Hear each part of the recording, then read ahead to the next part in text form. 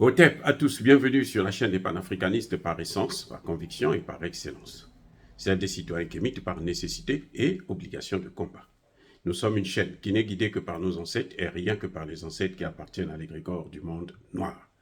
Par conséquent, nous ne croyons en aucun Dieu venu de l'étranger. Toutefois, cette vidéo n'est aucunement destinée à inciter à la haine ou à la violence, car nous menons un combat qui est d'abord et avant tout spirituel, intellectuel et démocratique. Ensuite, il est politique, géopolitique et géostratégique, contre l'impérialisme, le colonialisme, le néocolonialisme et l'endocolonat, qui sont tous qualifiés de crimes contre l'humanité. Nous menons ce combat sur la base du principe fondamental que nous avons hérité de nos ancêtres kémites, qui est celui de la Mahat, c'est-à-dire solidarité, vérité et justice. Vous êtes donc en droit de connaître la vérité et nous avons l'obligation de vous dire la vérité, rien que la vérité, afin que justice soit rendue au continent africain. Et ça, c'est notre modeste contribution dans cette noble lutte en faveur de la souveraineté, la dignité, la solidarité et l'unité africaine. C'est exactement ça que nous appelons le panafricanisme. Bien-aimés frères et sœurs,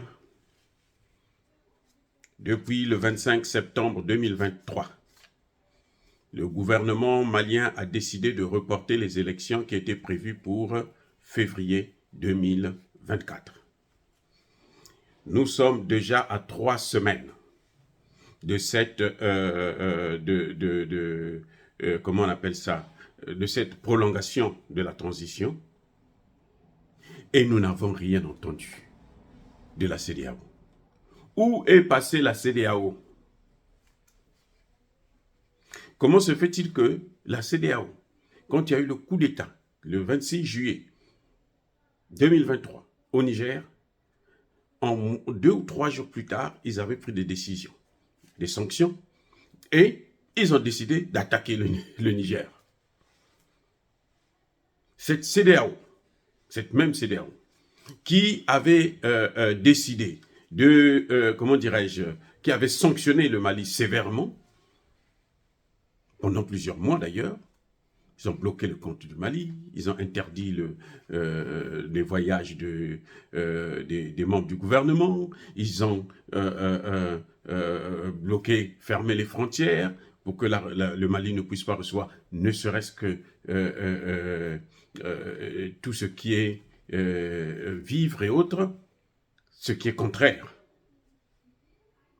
à la charte de l'ONU, aux textes internationaux concernant les pays qui n'ont pas de littoral. La CEDEAO qui a sorti ses griffes.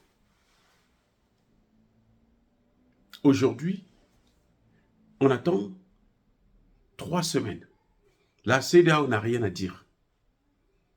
Et il y a quelqu'un qui expliquait, qui posait la question, mais comment expliquer ce silence de la CEDEAO? Et ça, c'est la question à laquelle je voudrais répondre. En tout cas, essayer de répondre. Eh bien, à mon avis, la CEDEAO est morte. Attendez, je reprends. La CEDEAO est morte. Emmanuel Macron n'a plus de CEDEAO. Emmanuel Macron, aujourd'hui, n'a que l'imam Dicko pour dire non. Nous nous opposons aux sanctions, au report des élections. Donc, la France n'a plus d'institution sous-régionale. Elle a un imam qui travaille pour elle. Parce que la CEDEAO est morte. Je vais vous dire une chose. Goodluck Jonathan, l'ancien président du Nigeria, qui a été chargé comme médiateur entre la CEDEAO et le Mali. Ça fait 8 mois que ce monsieur n'a pas mis pied au Mali. 8 mois.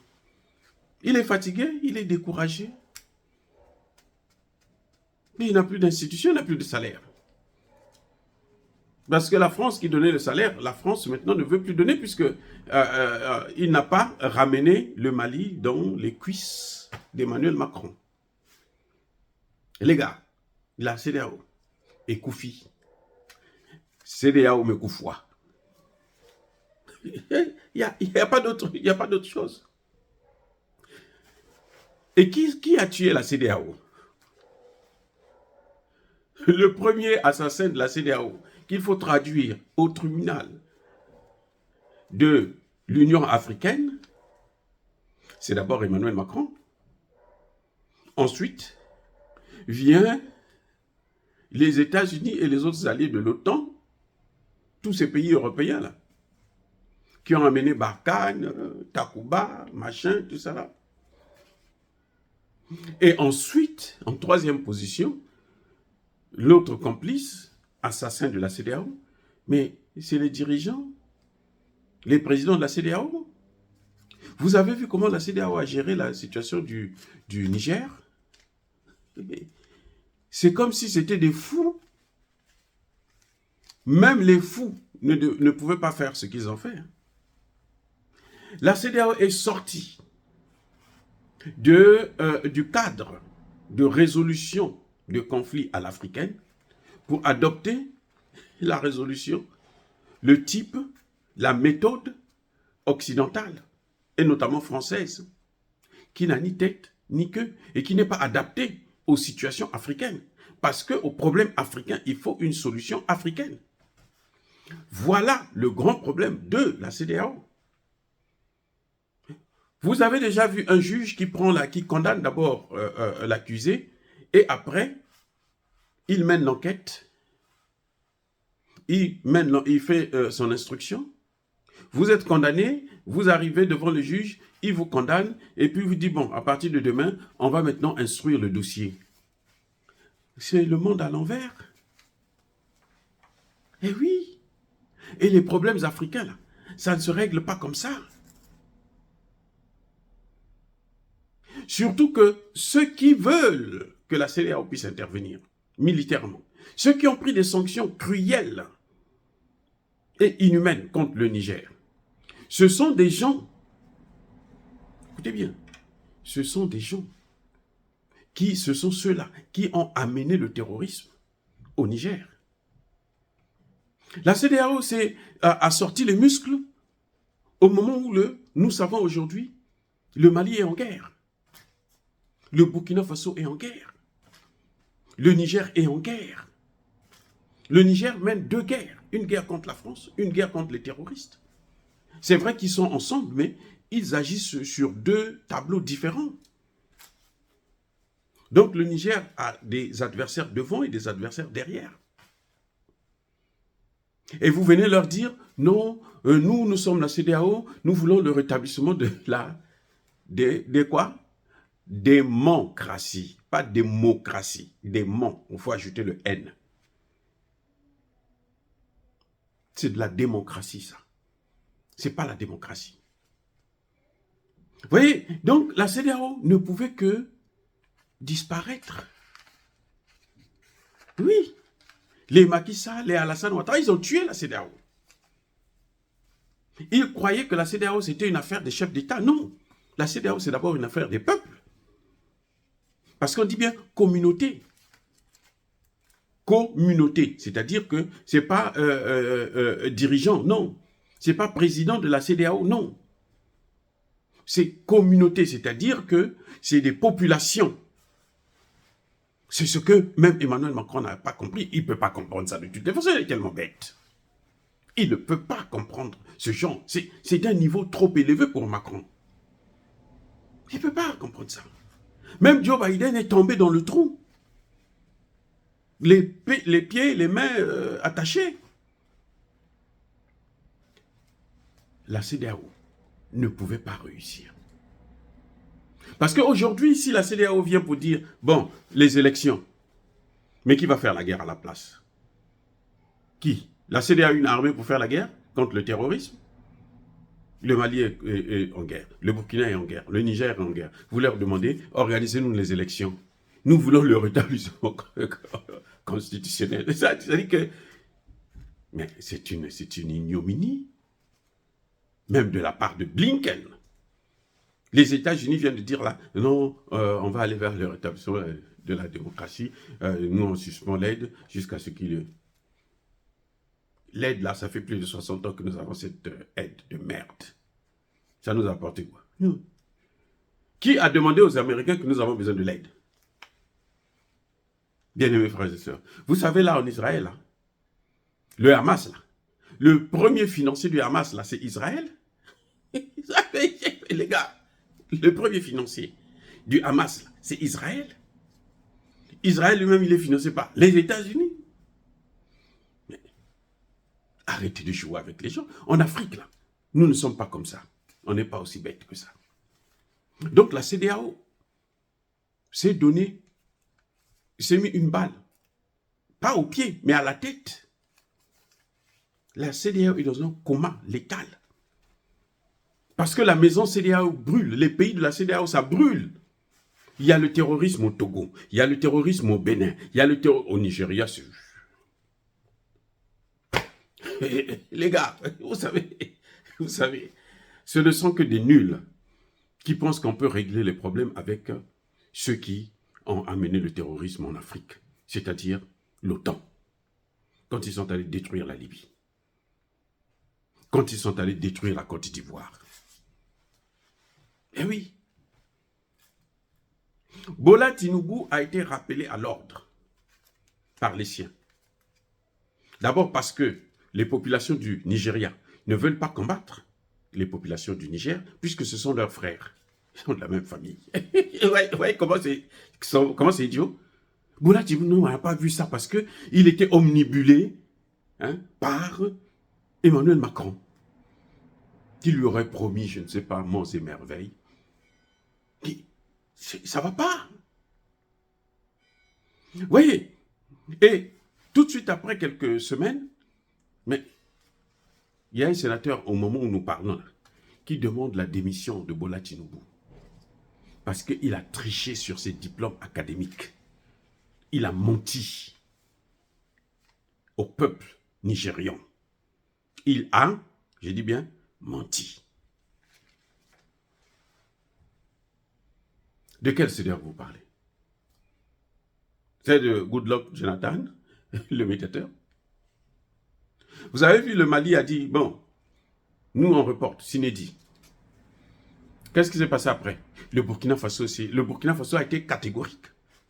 Le Mali a encore été gentil. Le Burkina Faso dit, tant qu'on ne va pas terminer avec la guerre, là, il n'y aura pas de terrorisme, il n'y aura pas la sécurité dans notre pays, là, pas d'élection, débrouillez-vous. CEDEAO, venez maintenant faire. Voilà tout ce qui a paralysé la CEDEAO. Le grand coup de marteau est venu lorsque les trois pays en guerre contre le terrorisme se sont mis ensemble, ils ont créé leur sous-CEDEAO.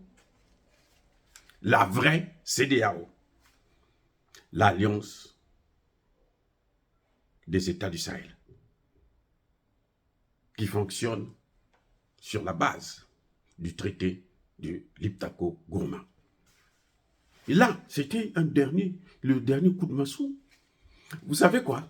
S'ils continuent là, lorsque les trois pays là vont avoir leur propre monnaie, et la CEDEAO va brûler encore. Mais là, la CEDEAO, en ce moment, nous avons le charbon. Et ça brûle là, donc on a le charbon. Quand ils vont créer la monnaie là, on aura la cendre. Sinon rien. Eh oui. Voilà ce qui explique le silence de la CEDEAO. C'est la mort de la CEDEAO. Ce qui est pire, c'est que les États-Unis, la France, les machins, qui tiraient les ficelles, qui tournaient avec la CEDEAO, là, ils sont maintenant là, c'est encore pire, ils sont concentrés sur autre chose, sur Israël, qui doit détruire la Palestine, la bande de Gaza. La bande de Gaza actuellement en ruine là déjà, après 5 jours de guerre, mais c'est... Israël demande aux habitants de la Palestine là, de quitter, de sortir. Pour aller où? Bon, je ne sais pas. Peut-être qu'il faut qu'ils aillent en Israël, je n'en sais rien. On leur demande de quitter parce qu'on va tout détruire. Et après avoir tout détruit là, probablement on va attaquer l'Iran. Où est la place de la CEDEAO? Qui s'occupe de la CEDEAO? Qui s'occupe de vous? Vous, CEDEAO? Vous, chef d'État bidon de la CEDEAO? Qui s'occupe d'Ombalo Sissoko, qui est là, le frère de mimétisme de Macron? Macron a dit, Macron a fait, nous voulons la démocratie. Quelle démocratie? Vous avez vu la démocratie? En Israël, la démocratie. Les Nations Unies. L'ONU a dit, hein, crime de guerre. Du Hamas, crime de guerre. D'Israël. Les deux parties-là sont en train de commettre des crimes de guerre. C'est pas moi. C'est pas moi. C'est l'ONU. United Nations. Donc voilà les problèmes. Ce qui a mis la CEDEAO dans la maladie, qui a plongé la CEDEAO dans un coma létal, cérébral. Elle ne peut pas bouger. Ils ont tous les pays là qui voulaient faire la guerre, là, y compris la Côte d'Ivoire. Il y a la guerre là-bas, il y a le terrorisme. Même en Côte d'Ivoire. En Côte d'Ivoire, là, il y a la drogue. Ils ont une drogue là qu'ils ont créée qu'on appelle Kadhafi. Cette drogue-là, quand vous prenez ça, là, ça détruit la jeunesse d'une manière incroyable. Ça, c'est le cadeau de la CEDEAO, de l'OTAN et d'Alassane Ouattara. Détruire notre jeunesse, nos enfants, nos cadets. Kadhafi, là, c'est incroyable. Les dégâts que ça fait en Côte d'Ivoire, vous ne pouvez pas imaginer. Et donc, mon cher ami, ce n'est pas la peine de parler de la CEDEAO. Elle est morte. C'est fini, la CEDEAO. Il n'y a plus rien. Il n'y a plus rien à retenir de la CEDEAO. Plus rien. Plus rien. Emmanuel Macron a tout gâché. L'OTAN a avalé, a enterré la CEDEAO. Et les populations, la jeunesse africaine, ouest-africaine notamment, en train de faire organiser les funérailles de la CEDEAO. Dire cela, c'est inciter à la haine ou à la violence. Non. Yaba Kolervé, Yamalem. Encore une fois de plus, bien-aimés frères et sœurs, soyez bénis. Je persiste et je signe. Soyez abondamment bénis par le Dieu des Kémites et par nos ancêtres angélisés. Mais que tous ceux qui persécutent le continent africain le pillent et le déstabilisent, qu'ils soient noirs, blancs, chinois, arabes, indiens, qui qu'ils soient punis, maudits, foudroyés, neutralisés, écrasés, effacés par ce Dieu des Kémites et par nos ancêtres angélisés. Vive l'Afrique éternelle. J'ai dit et j'assume.